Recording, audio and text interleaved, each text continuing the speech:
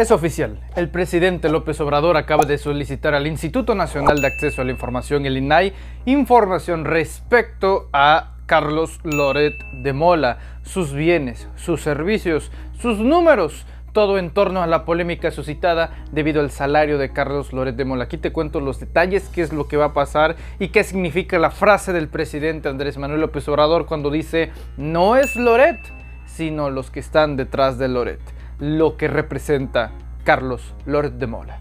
Bienvenido.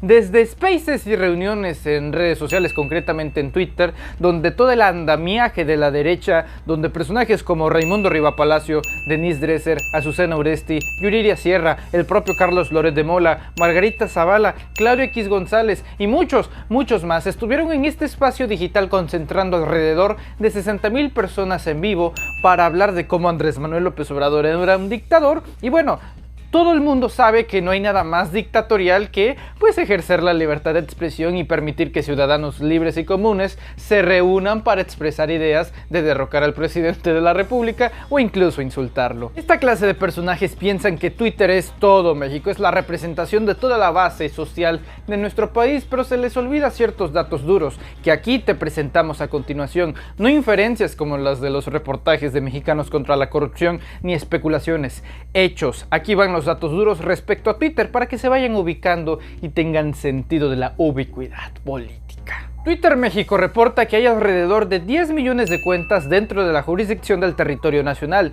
Twitter México cuenta con alrededor de 10 millones de usuarios.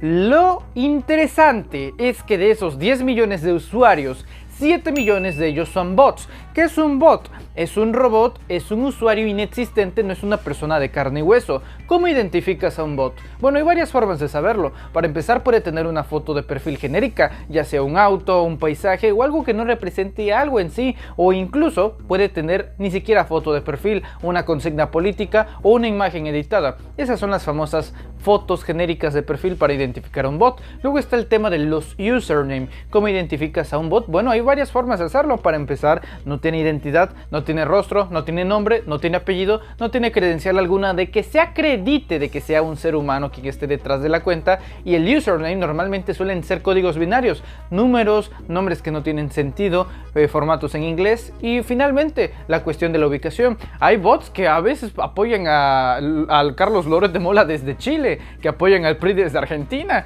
que apoyan al PAN desde El Salvador. Por ejemplo, en esta reunión que sostuvo Carlos Loret de Mola con la cuenta Sociedad Civil México, que no se sabe quién está detrás de ella, sin embargo que incluso ha solicitado la extinción de mi cuenta de Twitter en cuanto subí el video de Lili Telles abordando un Porsche de lujo valuado en muchos millones de pesos. Bueno, esta es la cuenta que se queja de que no hay libertad de expresión y sin embargo piden la censura de otros, quienes sí aportamos datos duros. Las 3 millones de personas que usan Twitter, el 60% de ellas se encuentran en un nivel de economía bastante bueno, tirando de clase media a clase media alta y finalmente a clase alta, lo que quiere decir que en un país de 127 millones de personas como lo es México, solamente Twitter cuenta con 3 millones de usuarios, de los cuales son personas bastante bien posicionadas económicamente. Es decir, la realidad del país no se encuentra en Twitter, y sin embargo vemos a personajes como Fernando Belaunzarán bailando alrededor de una fogata, en sus palabras